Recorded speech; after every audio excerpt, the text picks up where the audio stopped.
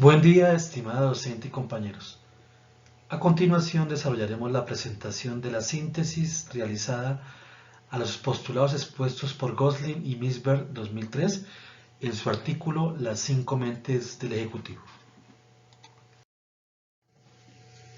Los autores empiezan contextualizando el significado de cómo pensar como un ejecutivo.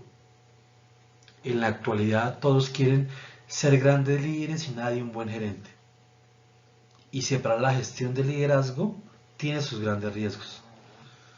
A los ejecutivos se les pide que deben ser globales, pero también locales. Que colaboren, pero a la vez que compitan. Que cambien permanentemente y que mantengan el orden. Que cumplan las metas mientras desarrollan al personal. Entonces nos preguntamos, o los autores nos preguntan, ¿alguien podrá abordar todas esas exigencias? Para lo cual los autores precisan que los ejecutivos no solo deben centrarse en lo que tienen que lograr, sino en cómo deben pensar, por lo que son necesarias varias disposiciones mentales basadas según ellos en los 5 aspectos de la mente gerencial. Es preciso señalar que todo lo que hacen los ejecutivos se desarrolla en la acción, en terreno y la reflexión en lo abstracto. Por lo tanto, a continuación se abordarán las 5 disposiciones propuestas. Asimismo, se invita a los ejecutivos a tener la conciencia de las mismas y que se evalúen frente a cada una de estas disposiciones mentales. Entonces tenemos 5 disposiciones mentales, o 5 maneras que el ejecutivo interpreta y enfrenta al mundo. En primer lugar, la disposición mental reflexiva, y el tema de reflexión es el yo. No puede haber nuevas percepciones sin el autoconocimiento. En segundo lugar, una disposición mental analítica, y el tema es la gestión de organizaciones, y comprende estas y va más allá de estas. En tercer lugar, disposición mental cosmopolita, es donde el tema principal es la gestión del contexto, o los mundos que la rodean a la organización. En cuarto lugar, la disposición mental colaborativa, en la cual se gestionan las relaciones y va más allá del yo, y se extienden hasta la red de relaciones de los ejecutivos. Y por último, y no menos importante, la disposición mental de acción o gestión del cambio, de uno mismo en las relaciones, en las organizaciones y el contexto. En los siguientes slides describiremos ciertos rasgos, valores, actitudes de estas dimensiones. En este slide mostramos la disposición mental reflexiva. En esta disposición se propone detenerse para pensar, dar un paso atrás y reflexionar detenidamente sobre sus experiencias. Los sucesos se convierten en experiencias cuando son digeridos y cuando se reflexiona sobre ellos. Esta atención debe enfocarse hacia adentro para que después pueda digerirse hacia afuera y así poder percibir de manera distinta, por ejemplo, como un producto en un servicio o quizás un cliente como un socio. Por lo tanto, hay que valorizar el pasado.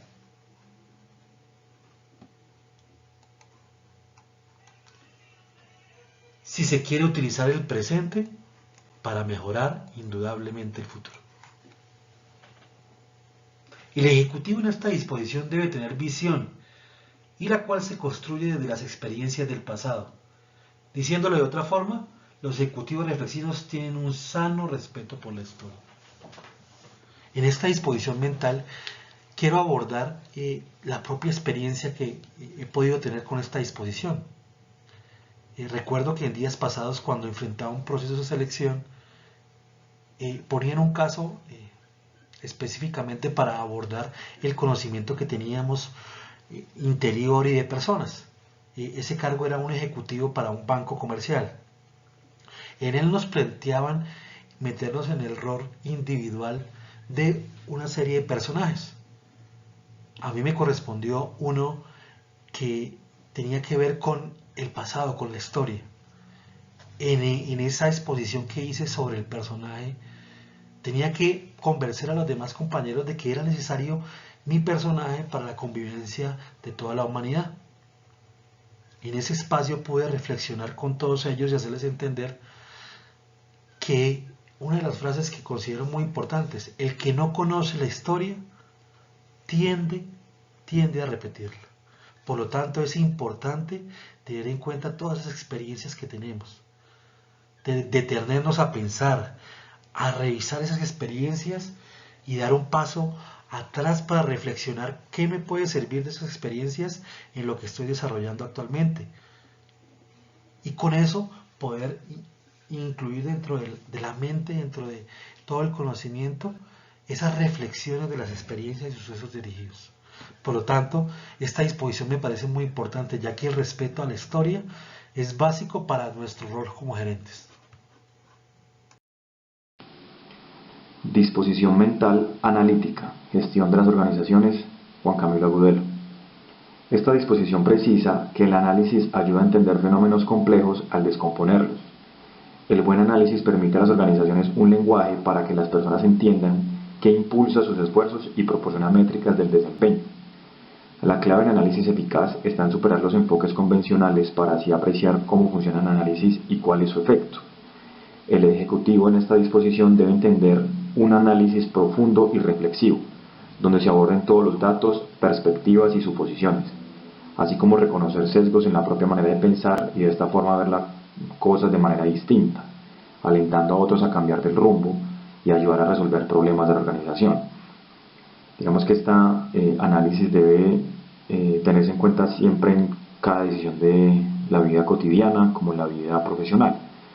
A la hora de comprar un carro, a la hora de comprar una casa, a la hora de hacer algún negocio, a la hora de cambiar de trabajo, a la hora de cambiar de puesto dentro de la misma organización. Siempre se va a analizar todos los puntos de vista, los pros y contras y todas las demás premisas o consecuencias que pueda llegar a tener alguna decisión que podamos tomar. Siempre se reconocer y se debe tener muchos datos para la toma de decisiones. La disposición mental cosmopolita nos invita a gestionar el contexto y los bordes entre las organizaciones y los distintos mundos que la rodean, interculturas, industrias y empresas. En conclusión, meterse en el mundo del otro, como un espejo de su propio mundo. Con esto podemos identificar y medir en las amplias zonas de la organización. Tiene contacto, interactuando con clientes, mercados, personas particulares que tienen contacto con la empresa, pasando de una visión netamente global a adoptar una gran pluralidad de visiones del mundo. El ejecutivo en esta disposición debe mirar hacia afuera de manera diferente, para reflexionar hacia adentro de manera diferente. Es muy importante esta disposición mental como gerentes, porque debemos aprender a pensar diferente, a ponernos en los zapatos del otro, a tener una visión diferente del mundo. Los autores nos hablaban de los diferentes tipos de culturas en que los comemos. Incluso en el mismo Colombia hay unas diferentes realidades, unos diferentes mundos en cada una de las ciudades, en cada uno de los municipios. Como anécdota, en mi trabajo, uno puede ver en las zonas donde se mueve, que yo trabajo en el sector agropecuario, financiando el sector agropecuario, que dependiendo de la zona, del municipio, de nuestras regiones apartadas de los departamentos en los cuales manejamos, que son Boyacá, Casanare y Santander, hay unas necesidades diferentes, viven una realidad diferente, tienen unas necesidades diferentes, tienen unas expectativas diferentes de nuestros productos y servicios. En algunos quieren que les den créditos con tasas blandas, con incentivos en gran medida para sus inversiones en maquinaria e infraestructura. Pero otros quieren que les subsidien más bien en tasa o que los ayuden a entrar al sector financiero. Entonces, la realidad del otro es diferente, la realidad del contexto en el que nos movemos es diferente. Por lo tanto, es vital tener en cuenta e identificar esas zonas donde nos movemos, donde se mueve nuestra empresa. En esos bordes hay posibilidades y hay oportunidades para que la empresa siga manteniendo y siga generando ingresos para los accionistas. La mentalidad colaborativa nos ubiquemos en cuáles son las estrategias que se establecen aquí por parte de la alta gerencia. Aquí observamos que los líderes no hacen la mayoría de las cosas, sino que más bien ayudan a establecer estructuras, condiciones, actitudes que permiten que estas cosas se hagan. Trabajan con las personas, es decir, trabajan en equipo, tanto subalternos como superiores. Implica la gestión de relaciones entre las personas en equipos y proyectos. La responsabilidad fluye de forma natural y siempre habrá alguien que va a tomar la iniciativa.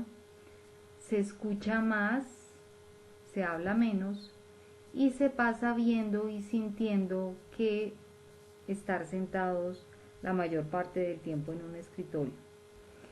Al considerar el pensamiento colaborativo, se puede analizar que se tiene un alto grado de injerencia por parte de los jefes, su capacidad de liderazgo, saber encaminar al equipo para la consecución de un bien común sin la realización de juicios de valor. También es importante identificar entre los subalternos quién puede ejercer tal liderazgo que permita con convencimiento animar a los demás compañeros de equipo a alcanzar los objetivos propuestos, los cuales pues deben ser claros y concisos.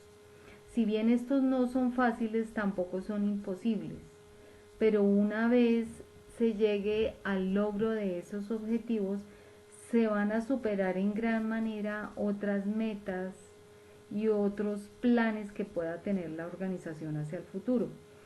Superior a la relación entre subalterno y jefe, es importante que haya confianza entre las partes. Lejos, digámoslo así, como del protagonismo de alguna de ellas, y más bien hay una sinergia entre las partes para llevar a cabo el logro de unos objetivos específicos. En consonancia a este pensamiento, estaba considerando alguna experiencia personal donde yo laboraba como analista de crédito empresarial para una entidad financiera del Estado y ellos facilitaban a través de una línea recursos a las personas afectadas por atentados terroristas. En aquella época era muy usual que las personas tuvieran este tipo de atentados y en el centro de Urabá estalló un carro bomba acabando con toda la zona comercial. Por supuesto, no solamente el daño fue para el comercio, sino para toda la infraestructura, la vía, etc. Adicionalmente, después de 6 meses que ellos no encontraban ninguna solución por parte de las autoridades regionales, se desplazaron a Bogotá bastante inconformes, en una actitud, digámoslo, agresiva para con el banco, dado que pues esos recursos todavía no les habían sido dados. La ventaja de tener esos recursos era, además de que no tenían tasas de interés, podían obtener periodo de gracia e inclusive condonación de deuda. Así las cosas, mi jefe me designó en un grupo de analistas, éramos 16 personas, y me eligió a mí por ser la persona adecuada para establecer una relación cordial con estas personas afectadas. Así las cosas, también observamos que todas sus inquietudes y las posibles soluciones se hicieron a través mío y se les socializaba a mi jefe, y una vez se reunieron todos los requisitos necesarios, se pudo dar feliz término a esta negociación, toda vez que ellos pudieron obtener los recursos que esperaban, no hubo más discordias, no hubo más inconformismos. Pasaron 3 meses y debían esperarse un mes más quizás para obtener finalmente lo que ellos estaban esperando. Pero ya, digamos, la decisión por parte del banco estaba tomada y ya se sabía a quiénes se les debía adjudicar estos recursos. Como experiencia personal y profesional fue muy enriquecedora, fue muy formadora, tanto en el proceso de negociación como favoreciendo los intereses del banco. Muchas gracias.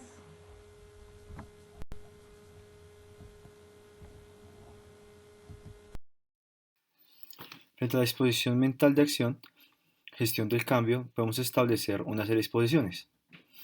En sí, esta disposición se trata de desarrollar un conocimiento sensible y del terreno y de lo que el equipo es capaz de hacer en él. Y de este modo nos ayuda a establecer y mantener el rumbo, alentando a todos a seguir adelante. La clave de esta disposición sobre todo la podemos entender de manera mental, que está en movilizar el esfuerzo en torno a aquellas cosas que deben cambiar, mientras es cuidadoso en mantener las demás. No es cambiar por cambiar, como normalmente se suele en algunas organizaciones.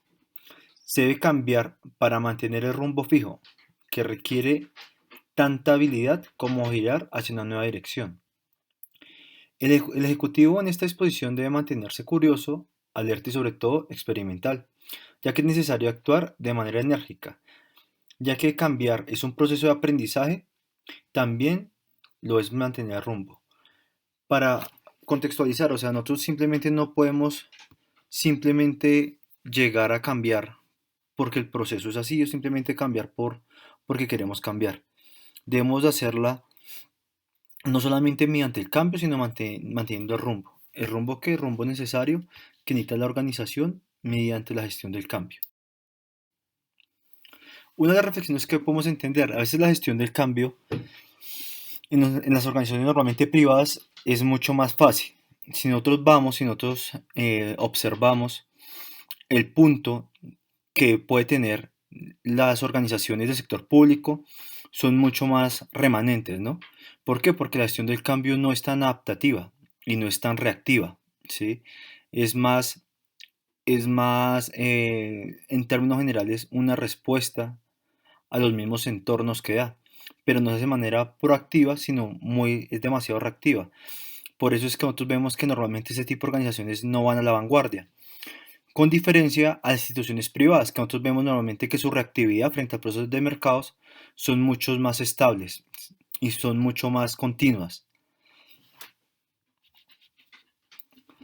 Por eso, gerencialmente podemos establecer una serie de herramientas que permitan formar las expectativas del cambio desde el contexto organizacional de manera proactiva, más no reactiva, que permita establecer acciones que realmente nos permitan prevenir y actuar sobre el cambio.